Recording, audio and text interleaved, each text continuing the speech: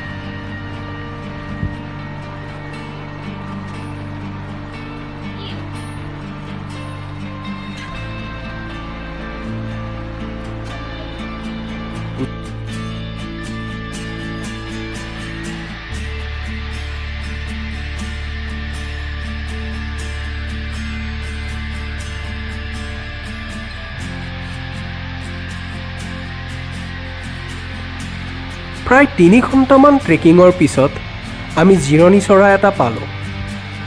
তাতে আমি লগত অনা dry fruits, biscuits, fruit juice আদি খাই আধা ঘণ্টামান সময় জিৰণি ল'লোঁ।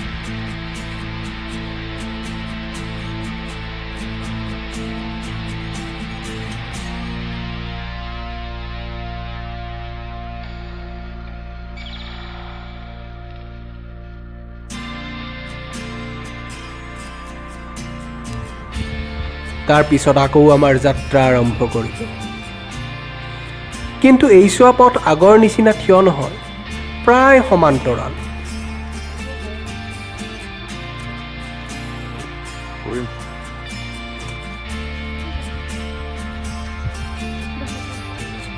Whoa! So here we are, Zuko Valley. It's so nice.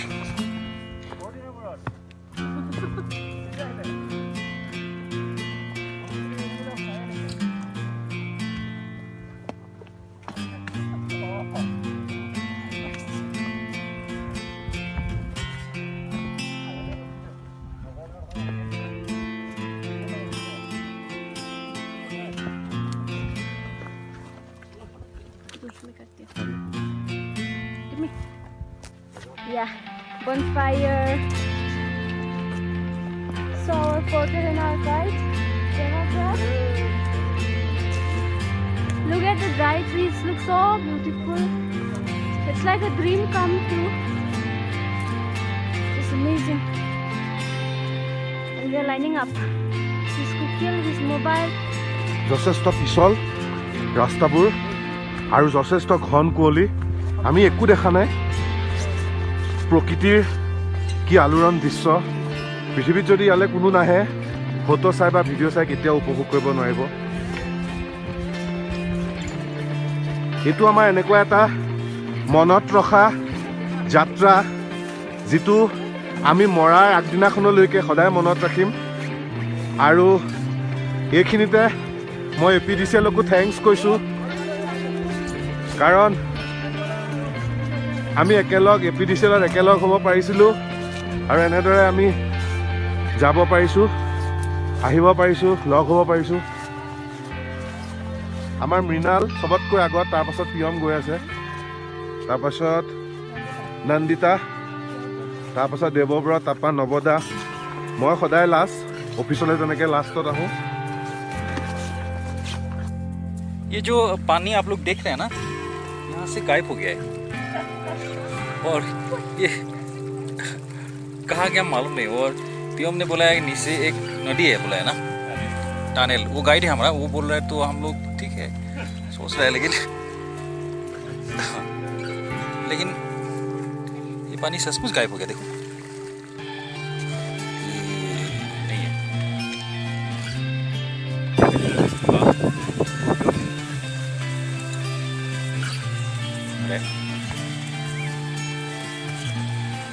हमको नीचे भी देखना पड़ रहा है क्योंकि रास्ता बहुत खराब है, गिर जाएगा।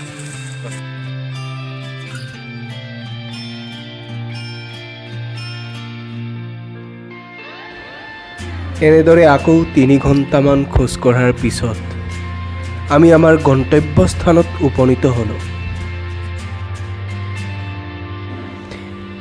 এতিয়া অলপ ফ্ৰেছ হৈ চাহ মেগী আদি খাই প্ৰকৃতিৰ নান্দনিক সৌন্দৰ্য উপভোগ কৰিবলৈ আমি আগবাঢ়িলোঁ।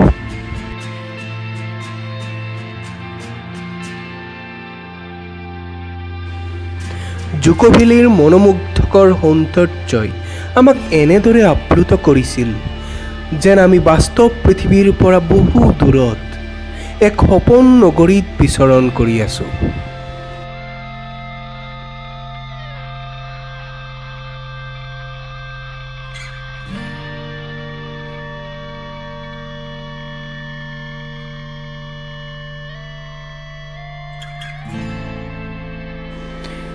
ইয়াৰ সৌন্দৰ্যবোৰ পান কৰি কৰি আমাৰ কেতিয়ানো সন্ধিয়া লাগিল আমি গমকেই নাপালোঁ।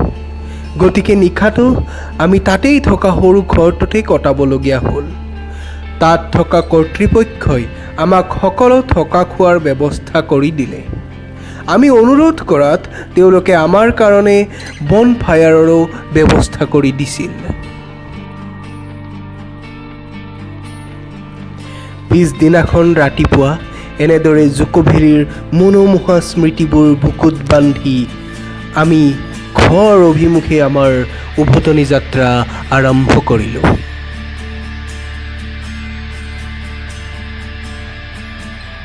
So we are returning back today. So the people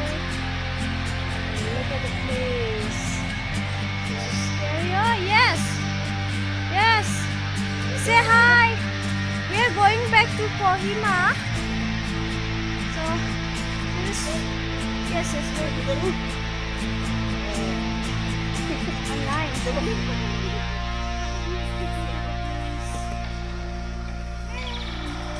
চলো ভিডিঅ'টো চোৱাৰ বাবে আপোনালোকক বহুত বহুত ধন্যবাদ ভিডিঅ'টো ভাল লাগিলে লাইক কৰিব শ্বেয়াৰ কৰিব তথা আমাৰ চেনেলটো ছাবস্ক্ৰাইব কৰিব ধন্যবাদ